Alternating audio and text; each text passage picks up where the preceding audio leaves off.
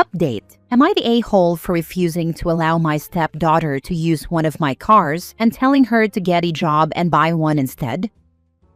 Original post. My husband and I have a 5-year-old son together, and he has an 18-year-old female daughter, Sally, from his previous marriage. Sally is an entitled, manipulative young lady who has spent her entire life milking the child of divorce card in order to make her parents feel bad and give her everything she wants. As a result, she is now a lazy adult with poor grades in school, no prospect, no job, and no desire to get a job or do something with her life. Although my husband and her bio mom are both responsible for how she turned out, instead of coming together and working toward helping her do something, they prefer to blame each other and do everything they can to undermine the other. For example, if my husband punishes Sally by not giving her spending money, her mom will immediately throw money at her. If her mom takes her car away as a punishment, my husband will immediately give her his car to use. It's a very strange dynamic they have, and very different from what he has with me. When I asked him why he is so different in terms of parenting my son with me versus Sally with her bio mom, he said I am his wife, and a normal, sane woman he can actually communicate with. Whatever. I feel like they are both wrong, but Sally is not my daughter, and I'm happy I don't have to spend too much time with her.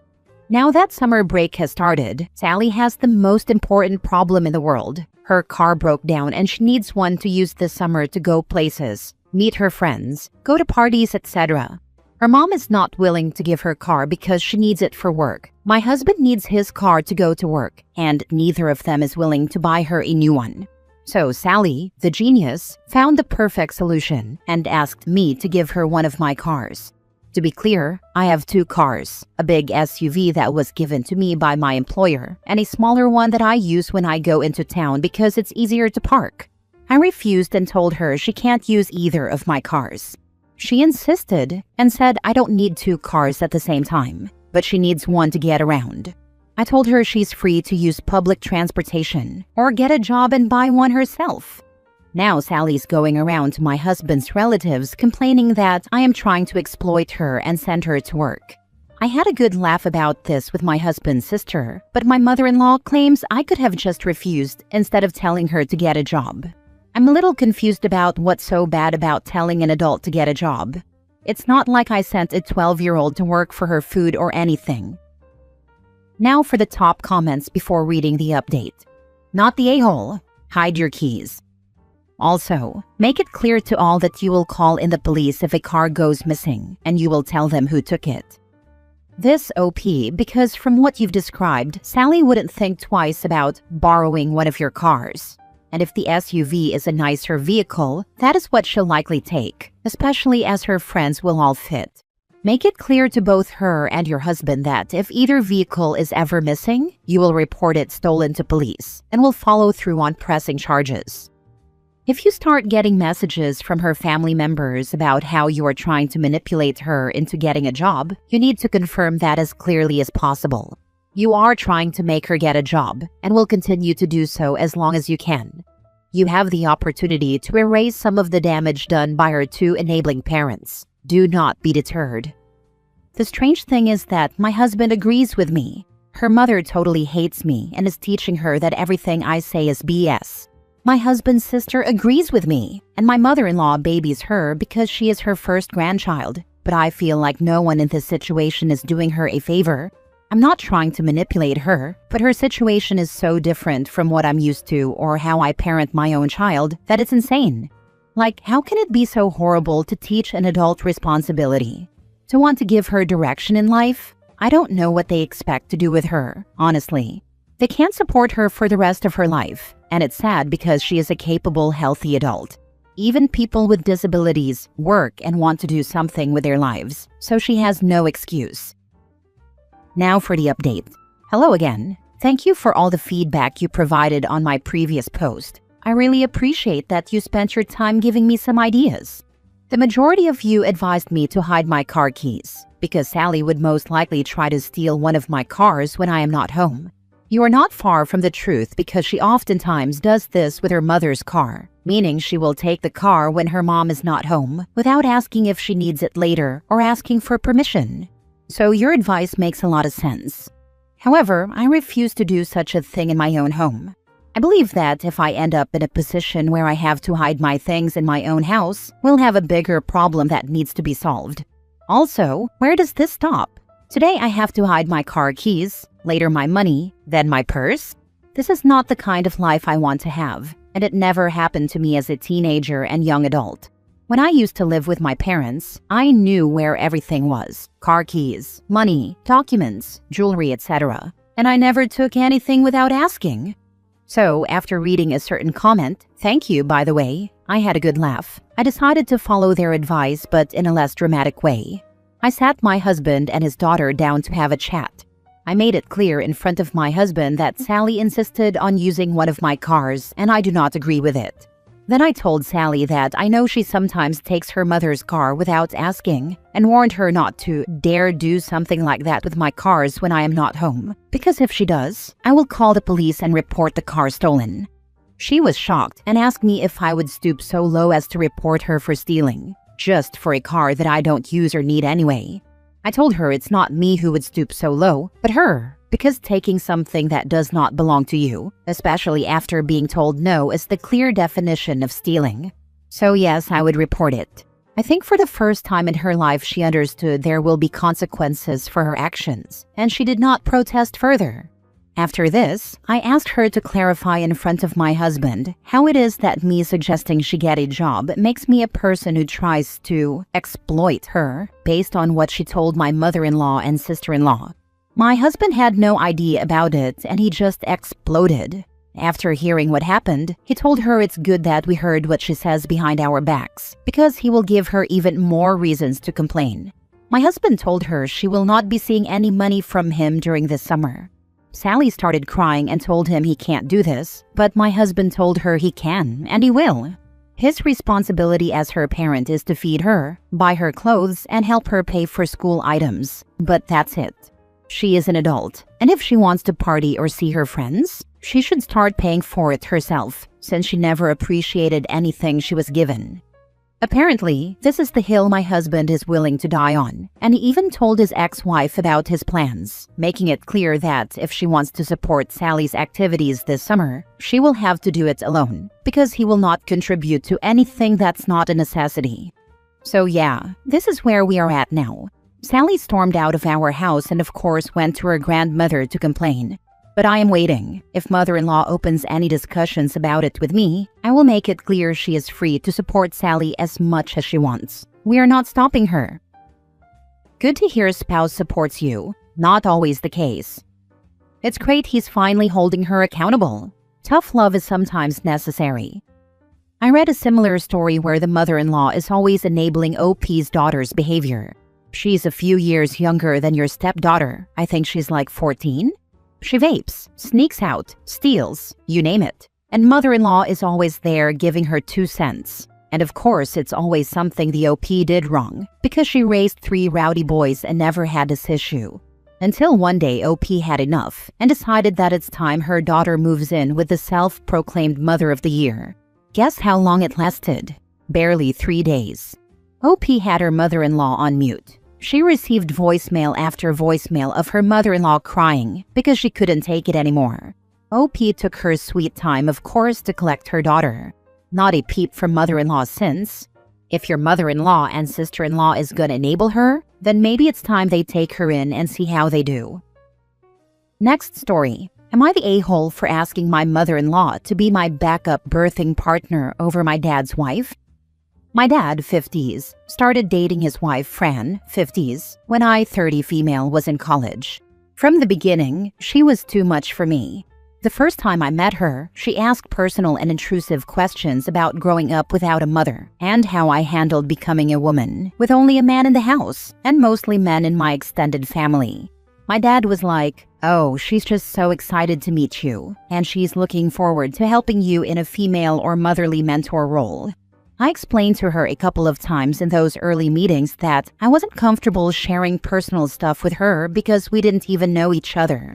She told me she knew me better than she knew herself, and that I didn't need to stress about not having a mom anymore because she was there and would never falter in her new duties. I explained to her that she had none, and that I was an independent adult who no longer lived at home. But she didn't listen to any of it and did what she wanted. She wanted to have a sex ed talk with me, and I didn't visit my dad for a solid 8 months after her attempt. And not just because she tried to have a talk like that with me, but because she would not take no for an answer. Our relationship has always leaned very one-sided. She loves me, wants to be a part of my daily life, wants us to hang out, and for me to let her mother me, while I always have to psych myself up to see her, and I do not enjoy a moment of it.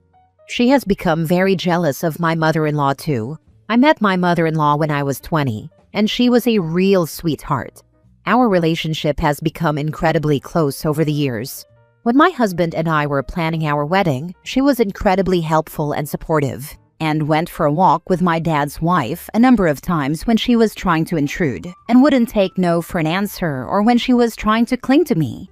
Mother-in-law stepped in enough times that we gave her a thank you gift after the wedding was all over. There's other stuff I could get into, but I don't want to make this a super long post. The issue we're having now is this. My husband is sensitive to blood and could pass out or become unwell during my labor.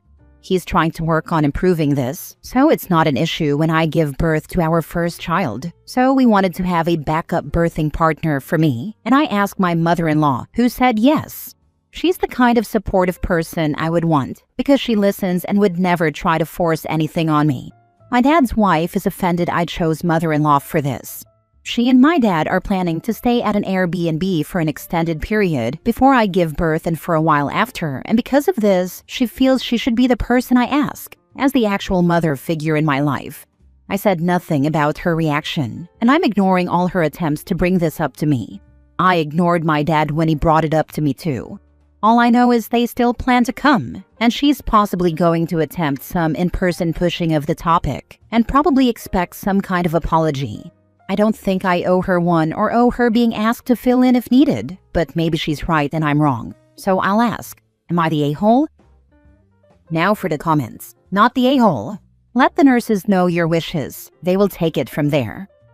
Absolutely. Nurses don't give a damn about anyone else's wishes but yours. Not the a-hole. You need to stop ignoring and get this addressed once and for all. You, with your husband for support, should have a sit-down or a FaceTime ASAP. Tell them you want them to listen and not interrupt you, and they can speak after you're done.